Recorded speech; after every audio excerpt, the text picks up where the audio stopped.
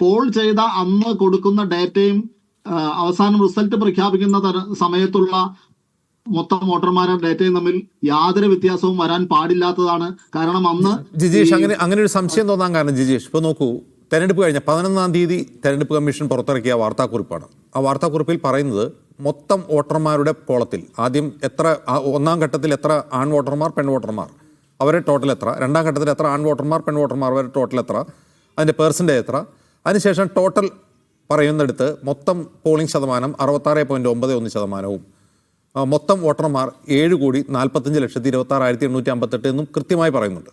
അതിന് താഴെ ഇതേ തെരഞ്ഞെടുപ്പ് കമ്മീഷൻ തന്നെ അതിൻ്റെ താഴെ മൊത്തം ബൂത്തുകളുടെ എണ്ണം, മണ്ഡലങ്ങളുടെ എണ്ണം, വോട്ടർമാരുടെ എണ്ണം ഒക്കെ പറയുന്നിടത്ത് ഈ പറയുന്ന ഇലക്ട്രേറ്റ് എന്ന കോളത്തിൽ കൊടുക്കുന്നതും ഇതേ സംഖ്യയാണ്, 7,45,26,858. അപ്പോൾ ഈ കണക്ക് ആണെങ്കിൽ 100% പോളിംഗ് നടന്നു. പക്ഷേ അതേ തെരഞ്ഞെടുപ്പ് കമ്മീഷൻ മുകളിൽ പറയുന്ന 66.91%. അപ്പോൾ ഇത് ക്ലറിക്കൽ മിസ്റ്റേക്ക് ആണെങ്കിൽ, ഇത് ക്ലറിക്കൽ മിസ്റ്റേക്ക് ആണെന്ന് തന്നെ കരുതുക. അങ്ങനെയെങ്കിൽ എത്ര പേർ പോൾ ചെയ്തു എന്നുള്ള കണക്ക് ഇപ്പോഴും വ്യക്തമല്ല. ഞാൻ വിചാരിക്കുന്നത് അങ്ങനെ ഒരു ക്ലറിക്കൽ മിസ്റ്റേക്ക് വരാനുള്ള ഒരു സാധ്യതയും ഇല്ല എന്നാണ്. പല ഘട്ടങ്ങളിൽ പല തലങ്ങളിൽ ഓഡിറ്റ് ചെയ്തിട്ടാണ് ഈ വിവരങ്ങളെല്ലാം വരുന്നത്. ഓരോ മണിക്കൂറിലും ഇത് സംബന്ധിച്ച വിവരങ്ങൾ തെരഞ്ഞെടുപ്പ് കമ്മീഷൻ ഓൺലൈനായിട്ട് അപ്ഡേറ്റ് ചെയ്യുന്നുണ്ട്. ഈ തെരഞ്ഞെടുപ്പ് ഉദ്യോഗസ്ഥർക്ക് ഇത് അപ്ഡേറ്റ് ചെയ്യുന്നതിനുള്ള ആപ്പ് ഉണ്ട്. ഇതുവഴി അപ്ഡേറ്റ് ചെയ്തുകൊണ്ടിരിക്കുന്ന വിവരങ്ങളിൽ എങ്ങനെയാണ് ഇത്ര വലിയൊരു ക്ലറിക്കൽ മിസ്റ്റേക്ക് വരുന്നത് എന്നതിന് തെരഞ്ഞെടുപ്പ് കമ്മീഷൻ മറുപടി പറയേണ്ടതാണ്. ഈ ഡാറ്റ കേന്ദ്രീകൃതമായി ശേഖരിച്ച് പ്രസിദ്ധീകരിക്കുമ്പോൾ എങ്ങനെയാണ് ഇത്ര വലിയൊരു വ്യത്യാസം വരുന്നത്? അങ്ങനെ വ്യത്യാസം വരാൻ യാതൊരു സാധ്യതയും ഇല്ല എന്നാണ് ഞാൻ വിചാരിക്കുന്നത്. അപ്പോൾ എന്ത് സംഭവിക്കാനാണ് ജിജീഷ് സാധ്യത? അതായത് ഒന്ന് SIR അവിടെ നടന്നു കഴിഞ്ഞിട്ടുണ്ട്, 66 ലക്ഷം പേര് അവിടെ നിന്ന് ഒഴിവാക്കിയിട്ടുണ്ട്, 21 ലക്ഷം പേര് അവിടെ ചേർത്തിട്ടുണ്ട്. അപ്പോൾ ഈ ചേർത്തത് ആരെയാണ്, ചേർത്ത എത്ര പേരാണ്, കൃത്യകണക്ക് എത്രയാണ്? ഇതിനൊന്നും ഒരു വ്യക്തതയില്ലാതെ എന്ത് തിരഞ്ഞെടുപ്പാണ് ജിജീഷ്? അതായത് election commission special intensive revision നടപ്പിലാക്കിയത് സാധാരണ നമ്മുടെ വോട്ടേഴ്സ് ലിസ്റ്റുകൾ വിശദീകരിക്കാൻ വേണ്ടിയിട്ടുള്ള ഒരു പരിപാടിയായിട്ടാണെന്നാണ് നമ്മുടെ അടുത്തെല്ലാം പറഞ്ഞു വെച്ചിട്ടുള്ളത്. പക്ഷെ യഥാർത്ഥത്തിൽ അങ്ങനെയല്ല. ഇതിനു മുമ്പ് നമ്മുടെ സമ്മറി റിവിഷൻസ് പലതവണ നടന്നിട്ടുണ്ട്. 1956 മുതൽ ഇങ്ങോട്ട് പലതവണ, ഏറ്റവും ഒടുവിൽ 2003 നടന്നിട്ടുണ്ട്. അന്നൊന്നും നടന്നതുപോലെയുള്ള ഒരു പ്രക്രിയ അല്ല ഇപ്പോൾ നടക്കുന്നത്. ഇപ്പോൾ നടക്കുന്നത് വീടാന്തരം ഇലക്ഷൻ ഓഫീഷ്യൽസ് കയറി ഇറങ്ങി ഓരോ പൗരത്വ നിയമത്തിന്റെ അടിസ്ഥാനത്തിലുള്ള തീയതികൾ അനുസരിച്ച് രേഖകൾ ശേഖരിക്കുകയും അങ്ങനെ ഡിഫാക്റ്റോ പൗരത്വ നിർണയം ഇലക്ഷൻ കമ്മീഷന്റെ ജോലിയായി മാറുകയും ചെയ്യുന്നു.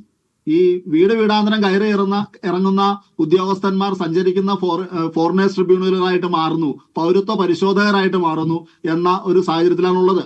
ഇത്തരം പരിശോധനയ്ക്കിടയിൽ ഒഴിവാക്കപ്പെടുന്നവർ ആരൊക്കെയാണ് ചേർക്കപ്പെടുന്നത് എന്നത് കൃത്യമായി നിർണ്ണയിക്കാൻ ഈ സംവിധാനത്തിന് കഴിയുമെന്നുള്ളിടത്താണ് SIR ഉൾപ്പെടെയുള്ള പ്രശ്നങ്ങൾ ഇലക്ഷൻ പ്രക്രിയയുടെ വിശ്വാസ്യതയെ ബാധിക്കുന്നതും അതിൽ നിരവധി അത് സംബന്ധിച്ച ചോദ്യങ്ങൾ ഉയർന്നു. അതിനോടൊപ്പം ഈ വിവരങ്ങൾക്കൊപ്പം SIRന്റെ പേരിൽ എല്ലാ വീടുകളിൽ നിന്നും എല്ലാ വോട്ടർമാരുടെയും ആധാർ ഉൾപ്പെടെയുള്ള വിവരങ്ങൾ ശേഖരിക്കുകയും അതെല്ലാം വോട്ടേഴ്സ് ലിസ്റ്റുമായി ലിങ്ക് ചെയ്യുകയും ചെയ്യുന്ന ഒരു സംഗതി കൂടി സമാന്തരമായി നടക്കുകയാണ്.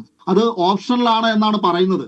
പക്ഷെ ഒരാളൊരു വീട്ടിൽ ചെന്ന് വിവരങ്ങൾ ചോദിക്കുമ്പോൾ സ്വാഭാവികമായിട്ടും ആധാർ ചോദിക്കും, അത് നൽകും, അത് വോട്ടർ പട്ടികയുടെ ഭാഗമാക്കും. 2012 ഇത് സംബന്ധിച്ച ഒരു കേസ് വന്നപ്പോൾ സുപ്രീം കോടതി ആധാറുമായി വോട്ടർ പട്ടിക ബന്ധിപ്പിക്കേണ്ടതില്ല എന്ന നിർദ്ദേശം നൽകിയിരുന്നതാണ്. പിന്നീട് 2018 ആധാർ കേസിലെ വിധിക്ക് ശേഷവും അത്തരത്തിൽ മാൻഡേറ്ററി ആയി ആധാർ ബന്ധിപ്പിക്കണമെന്ന ഒരു നിലയിലേക്ക് വന്നിട്ടില്ലെങ്കിലും ഓപ്ഷണൽ എന്ന പേരിൽ, വോളണ്ടറി എന്ന പേരിൽ നിർബന്ധിതമായി ആധാർ കളക്ട് ചെയ്യുകയും ഇങ്ങനെ കേന്ദ്രീകൃതമായി വലിയൊരു ഡാറ്റാബേസ് വോട്ടർമാരുടെ ഉണ്ടാക്കിക്കൊണ്ടിരിക്കുന്നു. ഇങ്ങനെ ഒരു ഡാറ്റാബേസ് ഉപയോഗിച്ചുകൊണ്ട് കേന്ദ്രീകൃതമായി എന്തൊക്കെ തരത്തിലുള്ള ഇടപെടലുകളാണ് നടത്താൻ കഴിയാത്തത് എന്ന് ആരെങ്കിലും സംശയിച്ചാൽ അവരെ കുറ്റം പറയാനാവില്ല എന്നാണ് പറയുന്നത്. കൃത്യമായിട്ട് എന്ത് ഇടപെടലാണ് നടത്തിയിട്ടുള്ളത്. ആധാറുമായി ബന്ധിപ്പിച്ചിരുന്നെങ്കിൽ ഇപ്പോൾ ഇത്രയും വലിയ ആരോപണം ഉണ്ടാവില്ലായിരുന്നു. ആധാർ കാർഡിന്റെ അത്ര വോട്ടുകളെ ഉണ്ടാവുമായിരുന്നു.